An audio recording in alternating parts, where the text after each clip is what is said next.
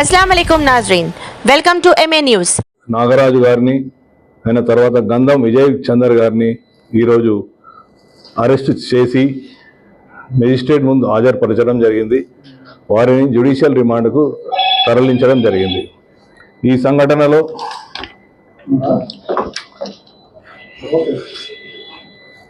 గాయపడ్డ అంటే సఫోకేషన్ తోటి గాయపడ్డ శ్రీ తేజ పిల్ల అబ్బాయి ఇప్పుడు హాస్పిటల్లో సూపర్ స్పెషాలిటీ హాస్పిటల్లో అతను చికిత్స పొందుతున్నాడు. చికిత్స జరుగుతున్నది.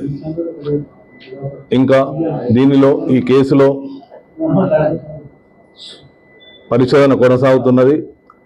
దీనిలో సీసీ ఫుటేజీలు అయినాక అక్కడ ఉన్న సాక్ష్యాల ఆధారంగా సంఘటనపై పూర్తి స్థాయిలో న్యాయ నిపుణుల సలహాలు, మా ఉన్నతాధికారుల సలహాలు తీసుకుంటూ దీనికి ఇంకా ముందుకు సాగుతుంది.